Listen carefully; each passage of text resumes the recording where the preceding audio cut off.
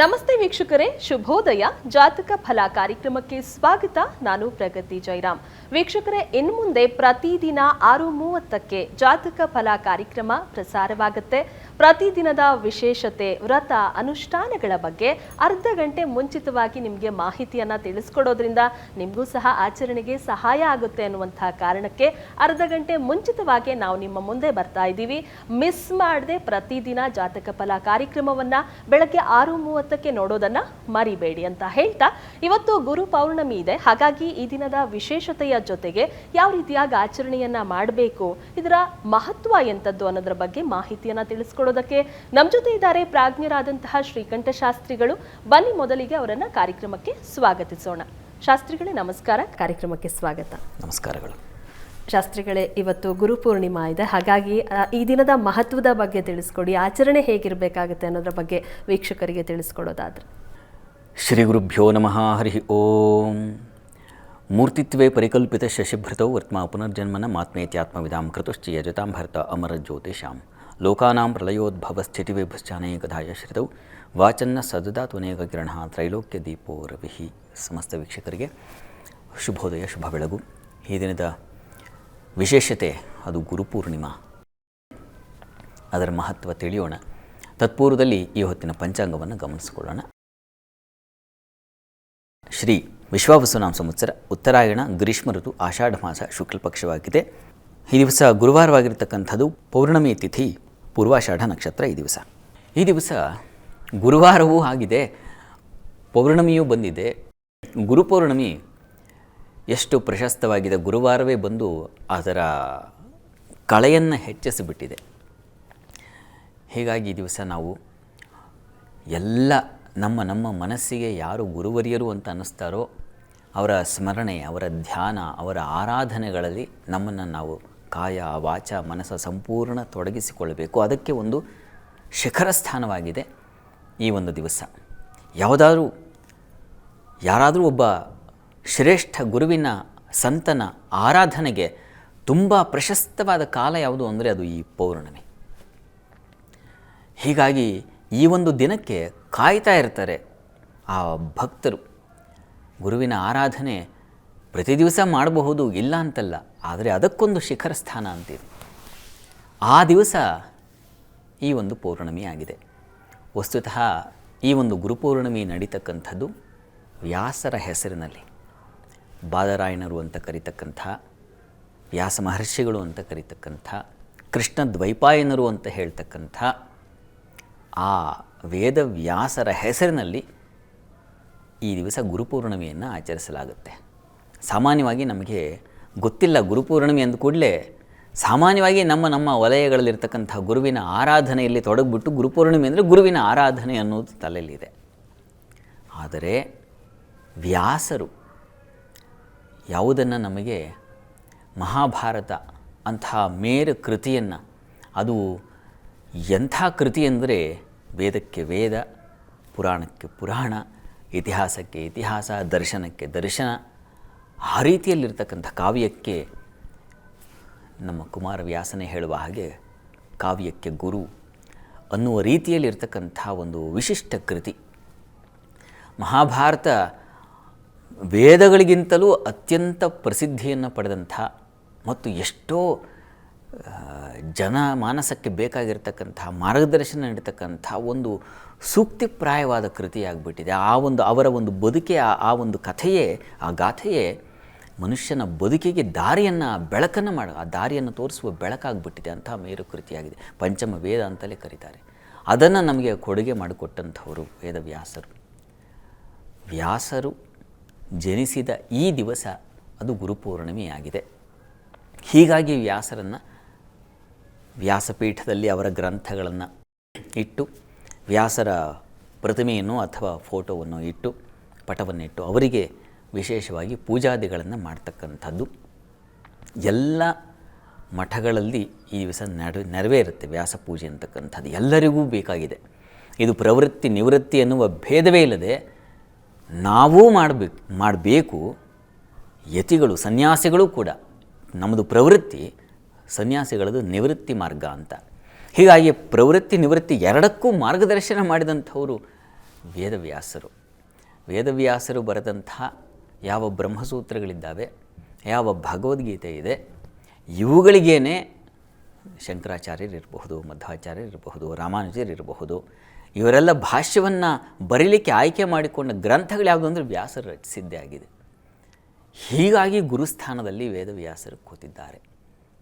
ಅವರನ್ನು ಸ್ಮರಣೆ ಮಾಡಿಕೊಂಡು ಈ ದಿವಸ ಅವರ ಗ್ರಂಥಗಳನ್ನು ಅನುಸಂಧಾನ ಮಾಡ್ತಕ್ಕಂಥದ್ದು, ಅವರು ಹೇಳಿಕೊಟ್ಟ ಮಾರ್ಗದರ್ಶನ ಯಾವುದಿದೆ ಆ ದಾರಿಯಲ್ಲಿ ಸಾಗಲಿಕ್ಕೆ ನಾವು ಬೇಕಾದ ಸಿದ್ಧತೆಗಳನ್ನು ಮಾಡಿಕೊಳ್ತಕ್ಕಂಥದ್ದು, ಇವುಗಳನ್ನು ಮಾಡಲಿಕ್ಕೆ ಗುರುಪೂರ್ಣಿಮೆ ಇರತಕ್ಕಂಥದ್ದು. ಈಗ ನಾವು ಗುರು ಏನಾಗಿದೆ, ಈ ಗುರುವಿನ ಆರಾಧನೆ ಪಾಪ ಜನರ ಮನಸ್ಸಿನಲ್ಲಿ ಅದೇ ಇದೆ. ಆ ಭಕ್ತಿ ಭಾವನೆ ಯಾವುದೋ ಆಗಲಿ, ನಿಮ್ಮ ಗುರು ಯಾರು ಆ ಯದ್ಯದ್ ವಿಭೂತಿ ಮತ್ಸತ್ವಂ ಅಂತ ಭಗವದ್ಗೀತೆಯಲ್ಲಿ ಕೃಷ್ಣ ಹೇಳ್ತಾನಲ್ಲ, ಆ ವಿಭೂತಿ ತತ್ವ ಅಂತಕ್ಕಂಥದ್ದು ಯಾರೋ ಒಬ್ಬರಲ್ಲಿ ಕಾಣುತ್ತೆ. ಒಬ್ಬರಿಗೆ ರಾಮಕೃಷ್ಣರಲ್ಲಿ ಕಾಣಬಹುದು, ಒಬ್ಬರಿಗೆ ರಮಣರಲ್ಲಿ ಕಾಣಬಹುದು, ಮತ್ತೊಬ್ಬರಿಗೆ ರಾಘವೇಂದ್ರ ಸ್ವಾಮಿಗಳಲ್ಲಿ ಕಾಣಬಹುದು. ಹೀಗೆ ಅದು ಸಂತೋಷ. ಅಂತೂ ಗುರುವಿನ ನಿಮಗೆ ಯಾರು ಕಾಯ್ತಾ ಇದ್ದಾನೋ, ನಮ್ಮನ್ನು ಸದಾ ಕಾಲ ಆ ಭಗವಂತಗಿಂತಲ್ಲ ಸ್ತುತಿಯಲ್ಲಿ ಬರ್ತದಲ್ಲ, ಏನು ಗುರು ಸಾಕ್ಷಾತ್ ಪರಬ್ರಹ್ಮ ಅಂತ. ಪರಬ್ರಹ್ಮ ವಸ್ತು ಅಂತಂದರೆ ಜಗತ್ತನ್ನು ಬೆಳಗಿರ್ತಕ್ಕಂಥವನು. ಆ ಶಕ್ತಿ ಬ್ರಹ್ಮಶಕ್ತಿ ಅಂತ ಅದಕ್ಕೆ ಹೆಸರು. ಅದು ಯಾರಾಗಿದ್ದಾರೆ ಅಂದರೆ ಗುರುವೇ ಆಗಿದ್ದಾರೆ ಅಂತ. ಆ ದೃಷ್ಟಿಯಲ್ಲಿ ನಾವೆಲ್ಲ ಗುರುವನ್ನು ಕಾಣ್ತಕ್ಕಂಥದ್ದು. ಅದಕ್ಕೆ ಮಾರ್ಗದರ್ಶನ ಮಾಡಿಕೊಟ್ಟವರೇ ವೇದವ್ಯಾಸರು. ಹೀಗಾಗಿ ಈ ದಿವಸ ನಾವು ಪೂರ್ಣವಾಗಿ ವ್ಯಾಸರ ಪೂಜೆಯನ್ನು ಮಾಡ್ತಕ್ಕಂಥದ್ದು. ಅವರೇ ನಮಗೆ ಕೊಡುಗೆಯಾಗಿ ಕೊಟ್ಟಂತಹ ಮಹಾಭಾರತವೋ ಅಥವಾ ಭಾಗವತ ಪುರಾಣ ಯಾವುದು, ವ್ಯಾಸೋಚ್ಛಿಷ್ಟಂ ಜಗತ್ ಸರ್ವಂ ಅಂತ. ವ್ಯಾಸರು ಬರೆದೇ ಇರತಕ್ಕಂಥ, ವ್ಯಾಸರು ಹೇಳದೇ ಇರತಕ್ಕಂಥ ವಿಚಾರ ಜಗತ್ತಿನಲ್ಲಿ ಇಲ್ಲವೇ ಇಲ್ಲ ಅಂತ ನಾವೆಲ್ಲ ಒಪ್ಪಿಕೊಂಡಿದ್ದೇವೆ. ಶ್ರದ್ಧೆ ಅದು. ವ್ಯಾಸರು ಪುರಾಣಗಳನ್ನೆಲ್ಲ ಬರೆದಿದ್ದವರೇ, ವೇದಗಳನ್ನು ವಿಂಗಡಿಸಿದ್ದವರೇ, ಮಹಾಭಾರತದ ಸಂಪೂರ್ಣ ಕೊಡುಗೆ ಅವರದೇ ಆಗಿದೆ. ಹೀಗಾಗಿ ವ್ಯಾಸರು ಹೇಳದೇ ಇರತಕ್ಕಂಥ ವಿಚಾರವೇ ಇಲ್ಲ. ಇಂಥ ವಿಚಾರಗಳನ್ನೆಲ್ಲ ನಾವು ಈ ದಿವಸ ಸ್ಮರಣೆ ಮಾಡಿಕೊಳ್ಬೇಕು. ಈ ಉದ್ದೇಶದಲ್ಲೇ ಚಾತುರ್ಮಾಸ್ಯ ಅಂತಕ್ಕಂಥದ್ದು ಪ್ರಾರಂಭವಾಗುತ್ತೆ. ಈ ದಿವಸದಿಂದ ಯತಿಗಳೆಲ್ಲ ಶಿರೋಮುಂಡನ ಮಾಡಿಕೊಂಡು ವ್ಯಾಸರ ಪೂಜೆಯನ್ನು ಮಾಡಿ, ಅವರು ರಚಿಸಿದಂತಹ ಗ್ರಂಥಗಳ ಅನುಸಂಧಾನ ಮಾಡಿ, ಎಲ್ಲರಿಗೆ ಪ್ರವಚನಾದಿಗಳನ್ನು ಕೊಟ್ಟು ವ್ಯಾಸರ ಶಕ್ತಿ, ವ್ಯಾಸರ ದರ್ಶನ ಶಕ್ತಿ ಎಂಥದ್ದು ಅನ್ನೋದನ್ನು ತಿಳಿಪಡಿಸ್ತಕ್ಕಂತಹ ಪ್ರವಚನಾದಿಗಳನ್ನು ಮಾಡಿಕೊಂಡು ಇಲ್ಲಿಂದ 4 ತಿಂಗಳ ಕಾಲ ಅಧ್ಯಾಪನ ಅಂತ ಮಳೆಗಾಲ ಶುರುವಾಗುತ್ತೆ. ಹೀಗಾಗಿ ಮಳೆಗಾಲದಲ್ಲಿ ಸಂಚಾರ ಹಿಂದೆ ಇರಲಿಲ್ಲ. ಈಗ ನಮಗೆ ಸಾಕಷ್ಟು ಅವಕಾಶಗಳಿದ್ದಾವೆ, ವ್ಯವಸ್ಥೆಗಳಿದ್ದಾವೆ. ಬಹಳ ಹಿಂದೆ ಆಗಿರಲಿಲ್ಲ. ಹೀಗಾಗಿ ಒಂದು ಕಡೆ ಸ್ಥಿರವಾಗಿ ನೆಲೆ ನಿಂತು, ಹಾಗಾಗಿ ಚಾತುರ್ಮಾಸ್ಯಕ್ಕೆ ಎಲ್ಲಿ ಕೂರ್ತಾರೆ ಯತಿಗಳು ಅಂತಕ್ಕಂಥದ್ದೆಲ್ಲ ಚರ್ಚೆ ಇದೆಯಲ್ಲ, ಈಗಲೂ ಒಂದು ಕಡೆ ಈಗಲೂ ಅದು ನಡೆದು ಬಂದಿದೆ ಮಠಗಳಲ್ಲಿ. ಒಂದು ಕಡೆ ಸ್ಥಿರವಾಗಿ ನಿಂತು ಅಲ್ಲಿ ಭಗವತ್ ಚಿಂತನೆ, ಸದ್ಗ್ರಂಥಗಳ ಅಧ್ಯಯನ, ಅಧ್ಯಾಪನ ಇವುಗಳನ್ನೆಲ್ಲ ಮಾಡಿಕೊಂಡು ಶಿಷ್ಯರನ್ನು ತಯಾರಿ ಮಾಡ್ತಕ್ಕಂಥದ್ದು, ತಾನೂ ಸ್ವತಃ ತಯಾರಾಗ್ತಕ್ಕಂಥದ್ದು, ಇವುಗಳನ್ನೆಲ್ಲ ಮಾಡಲಿಕ್ಕೆ ನೋಡಿ ಅಧ್ಯಯನಕ್ಕೆ ಬಹಳ ವಿಶೇಷವಾದ ದಿವಸ. ಈ ದಿವಸದಿಂದ ಪ್ರಾರಂಭವಾಗಿ 4 ತಿಂಗಳು ಅಥವಾ 2 ತಿಂಗಳು ಹೀಗೆ ಕ್ರಮ ಇದೆ. ವಿಜಯದಶಮಿಗೆ ಮುಕ್ತಾಯ ಮಾಡ್ತಕ್ಕಂಥದ್ದು ಒಂದು ಕ್ರಮ ಇದೆ. ಅಂತೂ ಈ ಮಳೆಗಾಲದ ಕಾಲದಲ್ಲಿ ನಾವು ನಮ್ಮ ಸಂಚಾರವನ್ನು ಸ್ಥಗಿತ ಮಾಡಿ ಒಂದು ಕಡೆ ನೆಲೆ ನಿಂತು ಅಧ್ಯಯನದ ಕಡೆಗೆ ನಮ್ಮ ಗಮನವನ್ನು ಕೊಡಬೇಕು ಅನ್ನುವ ದೃಷ್ಟಿಯಲ್ಲಿ ಈ ಗುರುಪೂರ್ಣಿಮೆ ನಮಗೊಂದು ದಾರಿಯನ್ನು ಮಾಡಿಕೊಡುತ್ತೆ. ಆ ರೀತಿಯಲ್ಲಿರ್ತಕ್ಕಂಥ ಒಂದು ವಿಶಿಷ್ಟವಾದ ಒಂದು ಪರ್ವಕಾಲ ಇದು. ಮುಖ್ಯವಾಗಿ ಈ ಸಂದರ್ಭದಲ್ಲಿ ವೇದವ್ಯಾಸರು ಬರೆದಂಥ ಮಹಾಭಾರತದ ಅದನ್ನು ಅನುಸಂಧಾನ ಮಾಡ್ತಕ್ಕಂಥದ್ದು, ಅಲ್ಲಿರತಕ್ಕಂಥದ್ದು ನಮ್ಮ ವ್ಯಕ್ತಿಗಳ ಬದುಕು, ಅಲ್ಲಿ ಯಾರ್ಯಾರು ಹೇಗೆ ವರ್ತಿಸಿದ್ದಾರೆ, ಆ ವರ್ತನೆಯಿಂದ ಯಾರಿಗೆ ಏನು ತೊಂದರೆ ಆಗಿದೆ, ಯಾರಿಗೆ ಏನು ಅನುಕೂಲ ಆಗಿದೆ, ಮತ್ತು ಈ ಎಲ್ಲ ಮಹಾಭಾರತದಲ್ಲಿ ಬರ್ತಕ್ಕಂಥ ಬಹಳ ದಿವ್ಯವಾದ ಪಾತ್ರ ಅಂದರೆ ಕೃಷ್ಣ ಪಾತ್ರ. ಹೀಗಾಗಿ ಕೃಷ್ಣ ನಮ್ಮ ಬದುಕಿಗೆ ತೋರಿದ ದಾರಿ ಏನು, ಇದರ ಚಿಂತನೆ ಉಂಟಾಗಿರ್ತಕ್ಕಂಥದ್ದು ಭಗವದ್ಗೀತೆಯಲ್ಲಿ. ಹೀಗಾಗಿ ಭಗವದ್ಗೀತೆ ಅನುಸಂಧಾನ ಮಾಡ್ತಕ್ಕಂಥದ್ದು ಬಹಳ ಮುಖ್ಯ. ಈ ಸಂದರ್ಭದಲ್ಲಿ ಈ ಎಲ್ಲ ದೃಷ್ಟಿಯಲ್ಲಿ ಗುರುಪೂರ್ಣಿಮೆ ಅಂತಕ್ಕಂಥದ್ದು ಒಂದು ಮಹತ್ತರವಾದ, ಈ ಇಡೀ ಜಗತ್ತಿಗೆ ಒಂದು ಬೆಳಗಿದ ಪ್ರಣತೆ ಅಂತ ಅನಿಸುತ್ತೆ. ಈ ಒಂದು ಪ್ರಣತೆಯ ಅಡಿಯಲ್ಲಿ, ಆ ಒಂದು ಬೆಳಕಿನಲ್ಲಿ ನಾವೆಲ್ಲ ಸಾಗಬೇಕಾಗಿದೆ. ಈ ದೃಷ್ಟಿಯಲ್ಲಿ ವ್ಯಾಸಪೂರ್ಣಿಮೆ ಬಹಳ ಉತ್ಕೃಷ್ಟವಾದದ್ದು. ಅವರ ಹೆಸರಿನಲ್ಲಿ ಸಾಗಿ ಬಂದ ಈ ಒಂದು ಪೌರ್ಣಮಿ ಎಲ್ಲ ಗುರುಗಳ ಆರಾಧನೆಗೂ ಒಂದು ಮಾರ್ಗವಾಗಿದೆ. ಮತ್ತು ಬಹಳ ಮುಖ್ಯವಾಗಿ ಬುದ್ಧ ಈ ದಿವಸ ತನ್ನ ಜ್ಞಾನೋದಯವಾಯ್ತಲ್ಲ, ಆ ಜ್ಞಾನೋದಯವಾಗಿದ್ದನ್ನು ಜನರಿಗೆ ಅಂದರೆ ತನ್ನ ಶಿಷ್ಯಂದರಿಗೆ ತಿಳಿಸಿದಂಥ ಅವರ ಉದ್ದೇಶ ಅದೇ ಆಗಿತ್ತು. ಯಾರಿಗೆ ಜ್ಞಾನೋದಯವಾಗುತ್ತೋ ಅವರು ವಂಚನೆ ಮಾಡದೆ ನನಗೆ ಹೀಗಾಗಿದೆಯಪ್ಪ, ಇದು ಜ್ಞಾನೋದಯ ಅನ್ನೋದನ್ನು ತಿಳಿ ಹೇಳಬೇಕು ಅಂತಕ್ಕಂಥದ್ದು. ಅದನ್ನು ತಿಳಿ ಹೇಳಿದ್ದು ಮೃಗಧಾವ ಅಂತಕ್ಕಂಥ ಆ ಕಾಶಿ ಕ್ಷೇತ್ರದ ಸಮೀಪದಲ್ಲಿರ್ತಕ್ಕಂಥ ಕ್ಷೇತ್ರದಲ್ಲಿ ಈ ದಿವಸವೇ ಆತನು ಕೂಡ ಆಯ್ಕೆ ಮಾಡಿಕೊಂಡು ಅದನ್ನು ಆತನ ಉಪದೇಶಗಳನ್ನು ಹೇಳಿದ ಅಂತಕ್ಕಂಥ ಒಂದು ಮಾತು ಇದೆ. ಹೀಗಾಗಿ ಎಲ್ಲ ಧರ್ಮದವರಿಗೂ ಈ ಒಂದು ರೀತಿ ಈ ಒಂದು ವ್ಯಾಸ ಪೂರ್ಣಿಮೆ, ಯಾವ ಗುರುಪೂರ್ಣಿಮೆ ಇದೆ, ಇದೊಂದು ಬೆಳಕಿನ ದಿವಸವಾಗಿದೆ. ನಿಜವಾದ ಬೆಳಕಿನ ದಿವಸ ಯಾವುದು ಅಂದರೆ ಇದು. ಯಾಕೆಂದರೆ ಅರಿವು ನಿಜವಾದ ಬೆಳಕು. ಹಾಗಾಗಿ ಅದನ್ನು ಪ್ರಚುರ ಮಾಡಿದ, ಅದನ್ನು ತಿಳಿಪಡಿಸಿದ ಮಹನೀಯರಾಗಿರ್ತಕ್ಕಂಥ ವ್ಯಾಸರ ಸ್ಮರಣೆಯ ಮಾಡ್ತಕ್ಕಂಥ ದಿವಸವಾಗಿದೆ ಈ ದಿವಸ. ಎಲ್ಲರೂ ನಿಮ್ಮ ನಿಮ್ಮ ಗುರು ಸ್ಮರಣೆಯನ್ನು ಮಾಡಿ. ಗುರುವಿನ ಗುಲಾಮನಾಗುವ ತನಕ ದೊರೆಯದಣ್ಣ ಮುಕುತಿ ಅಂತ ಮಾತಿದೆ. ಅದನ್ನು ಸುಮ್ಮನೆ ಹೇಳಿಲ್ಲ ದಾಸರು. ಯಾಕೆಂದರೆ ಗುರುಶಕ್ತಿ ಅಂತಕ್ಕಂಥದ್ದು ಹಾಗಿದೆ.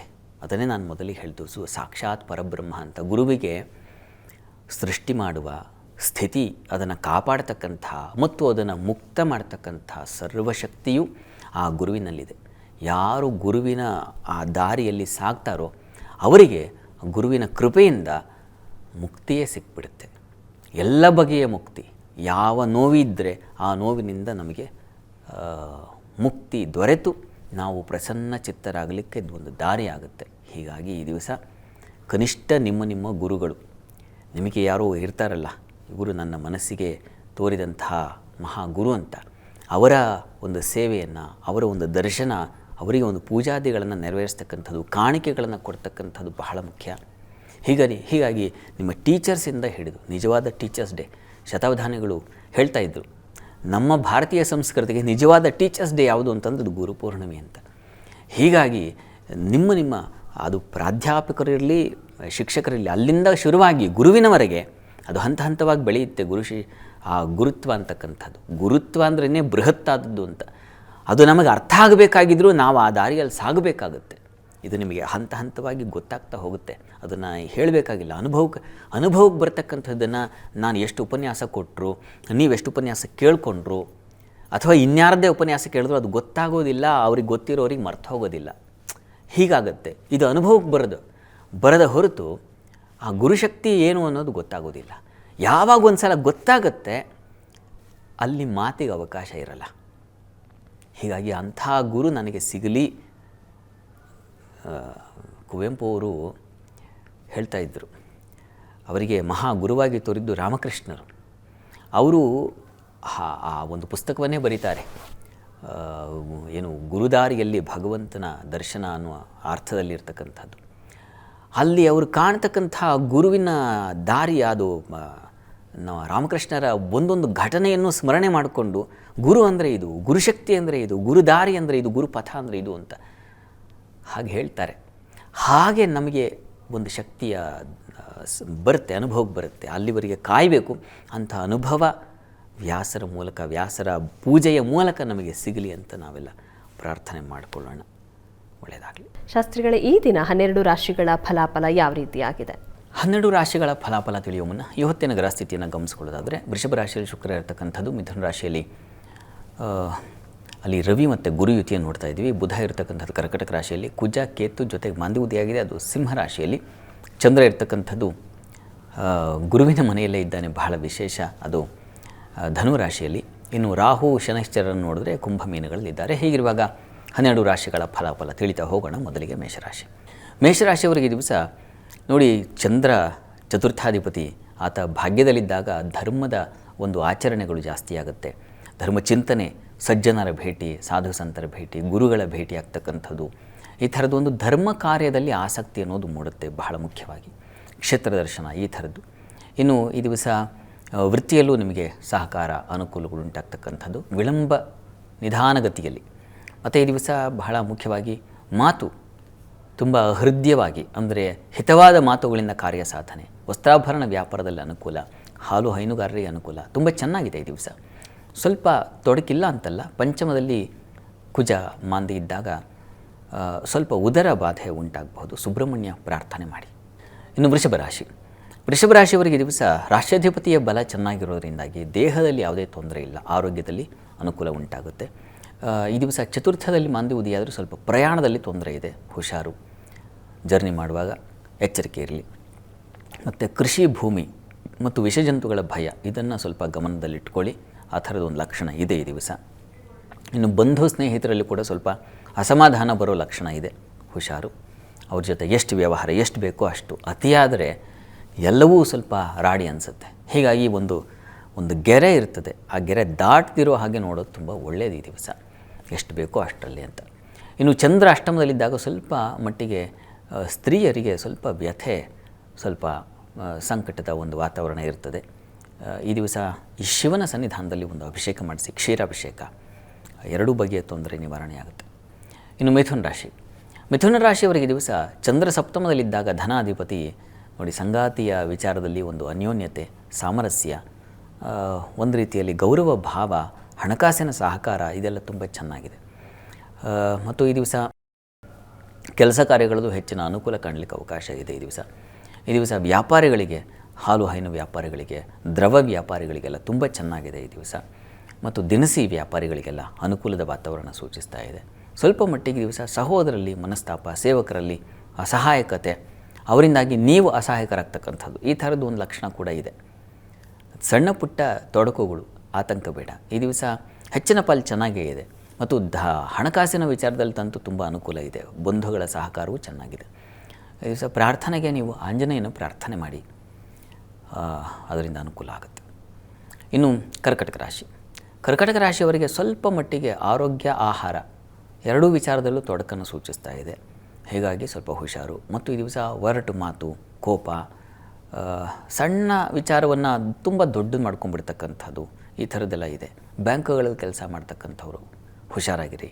ಮತ್ತು ಈ ದಿವಸ ಯಾವುದೋ ಧರ್ಮ ಕಾರ್ಯಗಳು, ಧರ್ಮಕ್ಷೇತ್ರಗಳಲ್ಲಿ ಕೆಲಸ ಮಾಡ್ತಾ ಇರ್ತಕ್ಕಂಥವ್ರು ಸ್ವಲ್ಪ ಹುಷಾರಾಗಿರಬೇಕು ಈ ದಿವಸ. ನಿಮ್ಮ ರಾಷ್ಟ್ರಾಧಿಪತಿ ಷಷ್ಠದಲ್ಲಿರೋ ಕಾರಣದಿಂದಾಗಿ ಸ್ವಲ್ಪ ಮಟ್ಟಿಗೆ ಸಾಲ, ಆ ವಿಚಾರದಲ್ಲಿ ಸ್ವಲ್ಪ ಹುಷಾರಾಗಿರಬೇಕು. ಈ ದಿವಸ ನೀವು ದುರ್ಗಾ ಪ್ರಾರ್ಥನೆಯನ್ನೇ ಮಾಡಿ, ಅನ್ನಪೂರ್ಣೇಶ್ವರಿ ಪ್ರಾರ್ಥನೆಯನ್ನು ಮಾಡಿ.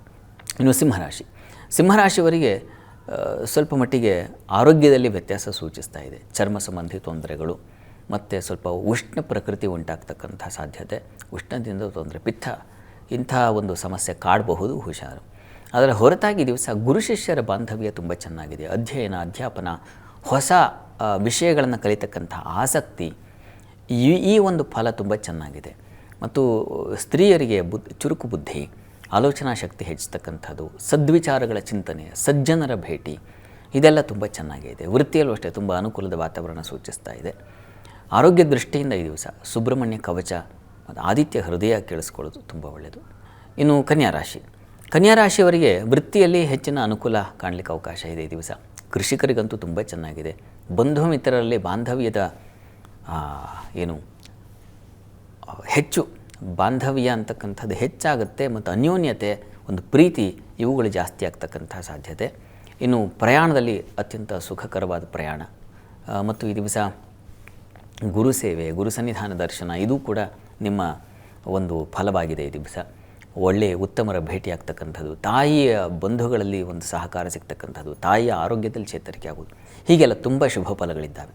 ಸ್ವಲ್ಪ ಮಟ್ಟಿಗೆ ಕಾಲಿಗೆ ಪೆಟ್ಟಾಗಬಹುದು, ಹುಷಾರಾಗಿ ಓಡಾಡಿ. ಈ ದಿವಸ ಗುರುಸ್ಮರಣೆ ಮಾಡಿ, ಗುರು ಸನ್ನಿಧಾನಕ್ಕೆ ಹೋಗಿ ಬನ್ನಿ. ತುಲಾರಾಶಿಯವರಿಗೆ ಈ ದಿವಸ ಗುರುಸ್ಮರಣೆ, ಗುರುಸೇವೆಯಲ್ಲಿ ನಿಮಗೂ ಕೂಡ ಆಸಕ್ತಿ ಚೆನ್ನಾಗಿರುತ್ತದೆ. ಅಂಥ ಒಂದು ಅನುಗ್ರಹ ಉಂಟಾಗುತ್ತೆ. ಭಾಗ್ಯದಲ್ಲಿ ಗುರು ಇರೋದು ಇದು ತುಂಬ ಮುಖ್ಯವಾದ ಅಂಶ. ಹೀಗಾಗಿ ಈ ದಿವಸ ಧರ್ಮ ಕಾರ್ಯಗಳಲ್ಲಿ ಧರ್ಮಶ್ರದ್ಧೆ ಉಂಟಾಗ್ತಕ್ಕಂಥ ಒಂದು ಸಾಧ್ಯತೆ ಇದೆ. ಲಾಭವೂ ಇದೆ. ವ್ಯಾಪಾರ ವಹಿವಾಟಿನಲ್ಲಿ ತುಂಬ ಲಾಭ ಕಾಣಲಿಕ್ಕೆ ಅವಕಾಶ ಇದೆ. ಸಹೋದರ ಸಹಕಾರ ಚೆನ್ನಾಗಿದೆ. ಸೇವಕರಿಂದ ಸಹಾಯ ಚೆನ್ನಾಗಿರುತ್ತದೆ. ಶೌರ್ಯ ಸಾಹಸಗಳ ಒಂದು ದಿನವೂ ಆಗಿರುತ್ತೆ ಈ ದಿವಸ. ಸಂಗಾತಿಯಲ್ಲೂ ಹೆಚ್ಚಿನ ಸೌಕರ್ಯ, ಅವರಿಂದ ಲಾಭ, ಹೆಚ್ಚಿನ ಪಾಲು ಚೆನ್ನಾಗೇ ಇದೆ ಈ ದಿವಸ. ಹೀಗಾಗಿ ಆತಂಕವಿಲ್ಲ. ನೀವು ಕೂಡ ಗುರುಸ್ಮರಣೆ ಅಥವಾ ಇಷ್ಟದೇವತಾ ಆರಾಧನೆ ಮಾಡಿ. ಇನ್ನು ವೃಶ್ಚಿಕ ರಾಶಿ. ವೃಶ್ಚಿಕ ರಾಶಿಯವರಿಗೆ ನೋಡಿ, ಸ್ವಲ್ಪ ಗುರುವಿನ ಆರಾಧನೆ ಬೇಕು. ಗುರುಸ್ಮರಣೆ, ಗುರುವಿನ ಒಂದು ಪ್ರಾರ್ಥನೆಗಳಿಂದ ಗುರುವಿನ ಕೃಪೆ ಉಂಟಾಗುತ್ತೆ. ಹೀಗಾಗಿ ನಿಮಗೆ ಅದು ಬೇಕು, ಗುರುಸ್ಮರಣೆ ಮಾಡಿ. ದ್ವಿತೀಯದಲ್ಲಿ ಚಂದ್ರ ಇದ್ದರೆ ತುಂಬ ಚೆನ್ನಾಗಿರುತ್ತದೆ. ಸ್ತ್ರೀಯರಿಗೆ ಕುಟುಂಬ ಸೌಖ್ಯ, ಮಾತಿನ ಕೌಶಲ್ಯ, ವಿದ್ಯಾರ್ಥಿಗಳಿಗೆ ಅನುಕೂಲ, ಇದೆಲ್ಲ ತುಂಬ ಚೆನ್ನಾಗಿದೆ. ವೃತ್ತಿಯಲ್ಲಿ ಮಾತ್ರ ಸ್ವಲ್ಪ ಅಸಮಾಧಾನ, ವಿಘ್ನಗಳನ್ನು ಸೂಚಿಸ್ತಾ ಇದೆ. ಹೀಗಾಗಿ ಕೆಲಸಕ್ಕೆ ಹೋಗೋ ಮುನ್ನ ಒಂದು ಗಣಪತಿ ದರ್ಶನ ಮತ್ತು ಗುರುಸ್ಮರಣೆ, ಗುರು ದರ್ಶನ ಮಾಡ್ಕೊಂಡು ಹೋಗೋದು ತುಂಬ ಒಳ್ಳೆಯದು. ಇನ್ನು ಧನುರಾಶಿ. ಧನುರಾಶಿಯವರಿಗೆ ಅಷ್ಟಮಾಧಿಪತಿ ನಿಮ್ಮ ಜನ್ಮದಲ್ಲಿದ್ದಾನೆ. ಹೀಗಾಗಿ ಆರೋಗ್ಯದಲ್ಲಿ ಸ್ವಲ್ಪ ಏರುಪೇರಾಗಬಹುದು, ಹುಷಾರು. ಕೆಲಸ ಕಾರ್ಯಗಳದ್ದು ಕರ್ಮಾಧಿಪತಿ ಅಷ್ಟಮದಲ್ಲಿದ್ದಾಗ ಕಾರ್ಯಹೀನತೆ ಉಂಟಾಗುತ್ತೆ, ಕಾರ್ಯ ನಷ್ಟತೆ ಸಂಭವಿಸುತ್ತೆ. ಕೆಲಸ ಮಾಡ್ತಾ ಇರ್ತೀರ, ಇದ್ದಕ್ಕಿದ್ದ ಹಾಗೆ ಯಾವುದೋ ಒಂದು ಒತ್ತಡ ಬಂದುಬಿಡ್ತಕ್ಕಂಥ ಸಾಧ್ಯತೆ ಸೂಚಿಸ್ತಾ ಇದೆ. ಮತ್ತು ಧರ್ಮಶ್ರದ್ಧೆ ಹಾಳಾಗುತ್ತೆ. ಎಲ್ಲರೂ ಗುರು ಸೇವೆ, ಗುರುಪೂರ್ಣಿಮೆ ಅಂತ ಓಡಾಡ್ತಾ ಇದ್ದರೆ ನೀವು ಮಾತ್ರ ಮತ್ತೊಂದರಲ್ಲಿ ತೊಡಗಿರ್ತೀರ, ಇಂಥದ್ದನ್ನು ಸೂಚಿಸ್ತಾ ಇದೆ. ಹೀಗಾಗಿ ಆ ಧರ್ಮದಲ್ಲಿ ಆಸಕ್ತಿ ಕಡಿಮೆ ಆಗುತ್ತೆ. ಇದಕ್ಕೆ ಶಿವನ ಆರಾಧನೆ, ಗುರುಸ್ಮರಣೆ ಮಾಡ್ತಕ್ಕಂಥದ್ದು ಬಹಳ ಮುಖ್ಯ. ಇನ್ನು ಮಕರ ರಾಶಿ. ಮಕರ ರಾಶಿಯವರಿಗೆ ದಿವಸ ಸಂಗಾತಿಯಿಂದ ಸ್ವಲ್ಪ ಅಸಮಾಧಾನ, ಆಪ್ತತೆ ದೂರಾಗುವ ಸಾಧ್ಯತೆ ಇವುಗಳನ್ನು ಸೂಚಿಸ್ತಾ ಇದೆ. ಎಚ್ಚರವಾಗಿರಿ. ಅವರಿಗಾಗಿ ವಿನಿಯೋಗ ಮತ್ತು ಖರ್ಚು, ಓಡಾಟ ಇದೆಲ್ಲ ಇದೆ. ಮತ್ತು ಈ ದಿವಸ ವೃತ್ತಿಯಲ್ಲಿ ತುಂಬ ಅನುಕೂಲದ ವಾತಾವರಣ ಇದೆ. ಈ ದಿವಸ ವಸ್ತು ನಷ್ಟತೆ ಸೂಚಿಸ್ತಾ ಇದೆ. ಯಾವುದೋ ಒಂದು ಸಂದಿಗ್ಧ ವಾತಾವರಣಕ್ಕೆ ಸಿಕ್ಕಾಕೊಂಡ್ಬಿಡ್ತೀರ, ಗಡಿಬಿಡಿಯಾಗಿಬಿಡ್ತದೆ ಅಂತ ಒಂದು ರೀತಿಯ ಅಸಮಾಧಾನ ಸೂಚಿಸ್ತಕ್ಕಂಥ ದಿವಸವಾಗಿದೆ. ಇದರ ನಿವಾರಣೆಗೆ ನೀವು ಕೂಡ ಗುರುಸ್ಮರಣೆ ಮಾಡಿ. ಇನ್ನು ಕುಂಭರಾಶಿ. ಕುಂಭರಾಶಿಯವರಿಗೆ ದಿವಸ ಪಂಚಮದ ಗುರುವಿನಿಂದಾಗಿ ಮಾರ್ಗದರ್ಶನ ಸಿಗುತ್ತೆ, ಗುರು ಮಾರ್ಗದರ್ಶನ ಸಿಗುತ್ತೆ. ಈ ದಿವಸ ಗುರುವಿನ ಕೃಪೆ ಉಂಟಾಗುತ್ತೆ. ಸ್ತ್ರೀಯರಿಗೆ ಲಾಭದಾಯಕವಾಗಿದೆ. ಕೆಲಸ ಕಾರ್ಯಗಳಲ್ಲೂ ಹೆಚ್ಚಿನ ಅನುಕೂಲ ಕಾಣಲಿಕ್ಕೆ ಅವಕಾಶ ಇದೆ ಈ ದಿವಸ. ಮತ್ತು ಅಧ್ಯಯನ ಶಕ್ತಿ ಹೆಚ್ಚುತ್ತೆ, ಹೊಸತರ ಅನ್ವೇಷಣೆ ಶುರುವಾಗುತ್ತೆ. ಹೈಯರ್ ಸ್ಟಡೀಸ್ ಮಾಡೋರಿಗೆ ತುಂಬ ಚೆನ್ನಾಗಿದೆ. ಒಳ್ಳೆಯ ಉತ್ತಮ ಮಾರ್ಗದರ್ಶನ ಸಿಗ್ತಕ್ಕಂಥ ಸಾಧ್ಯತೆ. ಸ್ನೇಹಿತರಿಂದ ತುಂಬ ಅನುಕೂಲ, ಬಂಧುಗಳಿಂದ ಅನುಕೂಲ, ಓಡಾಟ, ಪ್ರಯಾಣ, ವಸ್ತ್ರ ಖರೀದಿ ಈ ಥರದ್ದೆಲ್ಲ ಒಂದು ತುಂಬ ಸುಖಕ್ಕೇನು ಬೇಕೋ ಅಷ್ಟು ನಿಮಗೆ ಇದೆ. ಸಂಗಾತಿಯಲ್ಲಿ ಸ್ವಲ್ಪ ಮನಸ್ತಾಪಗಳು ಬರುತ್ತೆ. ಶಿವಶಕ್ತಿಯರ ಆರಾಧನೆ ಮಾಡಿ. ಮೀನರಾಶಿ. ಮೀನರಾಶಿಯವರಿಗೆ ದಿವಸ ವೃತ್ತಿಯಲ್ಲಿ ತುಂಬ ವಿಶೇಷವಾದ ಅನುಕೂಲಗಳು, ಗುರುತರವಾದ ಜವಾಬ್ದಾರಿ ಬರತಕ್ಕಂಥದ್ದು, ಗುರುವಿನ ದೃಷ್ಟಿ ಇದೆ, ಹೀಗಾಗಿ ನೀವು ಅದರಲ್ಲಿ ಜಯಿಸ್ತಕ್ಕಂಥದ್ದು, ವಿಶೇಷ ಕಾರ್ಯಗಳಲ್ಲಿ ಗೆಲುವು ಉಂಟಾಗ್ತಕ್ಕಂಥದ್ದು, ಈ ಥರದ್ದೆಲ್ಲ ತುಂಬ ಚೆನ್ನಾಗಿದೆ. ಸ್ನೇಹಿತರಿಂದ ಸಹಕಾರ ತುಂಬ ಚೆನ್ನಾಗಿದೆ. ಸ್ತ್ರೀಯರಿಗಂತೂ ಗೌರವ, ಸ್ಥಾನಮಾನ, ಮಾನ್ಯತೆ ಸಿಗುವ ಸಾಧ್ಯತೆ ಇದೆ. ಸಂಗಾತಿಯಿಂದಲೂ ಬಹಳ ವಿಶೇಷವಾದ ಅನುಕೂಲಗಳಿದ್ದಾವೆ ಈ ದಿವಸ. ಸ್ವಲ್ಪ ಆರೋಗ್ಯದಲ್ಲಿ ವ್ಯತ್ಯಾಸ ಆಗುವ ಸಾಧ್ಯತೆ ಇದೆ. ಶಿವನಿಗೆ ರುದ್ರಾಭಿಷೇಕ ಮಾಡಿಸಿ. ಈ ದಿವಸ 12 ರಾಶಿಗಳವರು, ರಾಶಿ ಗೊತ್ತಿಲ್ಲ ಅಂತಕ್ಕಂಥವ್ರು ಹೇಳಬಹುದಾದ ಮಂತ್ರ ಗಮನಿಸಿ. ಓಂ ವೇದಮೂರ್ತಿಮತೆ ನಮಃ. ಇದು ವ್ಯಾಸರ ಒಂದು ನಾಮವೇ ಆಗಿದೆ. ಇದನ್ನು ಸ್ಮರಿಸಿಕೊಳ್ಳಿ. ಅದರಿಂದ ತುಂಬ ನಮಗೂ ಅರಿವು ಉಂಟಾಗುತ್ತೆ, ಜ್ಞಾನ ಉಂಟಾಗುತ್ತೆ, ತನ್ಮೂಲಕ ಬದುಕಿಗೆ ಒಂದು ಮಾರ್ಗವೂ ಉಂಟಾಗುತ್ತೆ. ಸರಿ ಶಾಸ್ತ್ರಿಗಳೇ, ಇವತ್ತಿನ ಸಂಚಿಕೆಯಲ್ಲಿ ಗುರು ಪೌರ್ಣಿಮೆಯ ಮಹತ್ವದ ಬಗ್ಗೆ ಹಾಗೆ 12 ರಾಶಿಗಳ ಫಲಾಫಲದ ಬಗ್ಗೆ ವೀಕ್ಷಕರಿಗೆ ತಿಳಿಸ್ಕೊಟ್ರಿ. ಧನ್ಯವಾದಗಳು. ಸರ್ವೇ ಜನಾಃ ಸುಖಿನೋ ಭವಂತು, ಸಮಸ್ತ ಸನ್ಮಂಗಳಾನಿ ಭವಂತು. ಎಲ್ಲರಿಗೂ ಶುಭವಾಗಲಿ. ವೀಕ್ಷಕರೇ, ಇದಾಗಿತ್ತು ಇವತ್ತಿನ ಜಾತಕ ಫಲ ಕಾರ್ಯಕ್ರಮ. ಇನ್ಮುಂದೆ ಪ್ರತಿದಿನ ಬೆಳಗ್ಗೆ 7 ಗಂಟೆಗೆ ಸುದ್ದಿ, ಆರೋಗ್ಯ, ಯೋಗ, ಹಣ ಉಳಿಕೆ, ಕಲಿಕೆಯ ಷೇರು ಮಾರುಕಟ್ಟೆ ಬಗ್ಗೆ ಸಹ ನಿಮಗೆ ಮಾಹಿತಿಯನ್ನು ಸಂಪೂರ್ಣವಾಗಿ ತಿಳಿಸಿಕೊಡಲಾಗುತ್ತೆ. ಇನ್ಮುಂದೆ ಪ್ರತಿದಿನ 7 ಗಂಟೆಗೆ ಭರಪೂರವಾದಂತಹ ಸಮಾಚಾರಗಳು ನಿಮ್ಮ ಮುಂದೆ ಇರುತ್ತೆ, ಮಿಸ್ ಮಾಡದೆ ನೋಡಿ ಅಂತ ಹೇಳ್ತಾ ಕಾರ್ಯಕ್ರಮವನ್ನು ಮುಗಿಸ್ತಾ ಇದ್ದೀವಿ. ನೇರ, ದಿಟ್ಟ, ನಿರಂತರ ಸುದ್ದಿಗಾಗಿ ನೋಡ್ತಾ ಇರಿ ಏಷ್ಯಾನೆಟ್ ಸುವರ್ಣ ನ್ಯೂಸ್.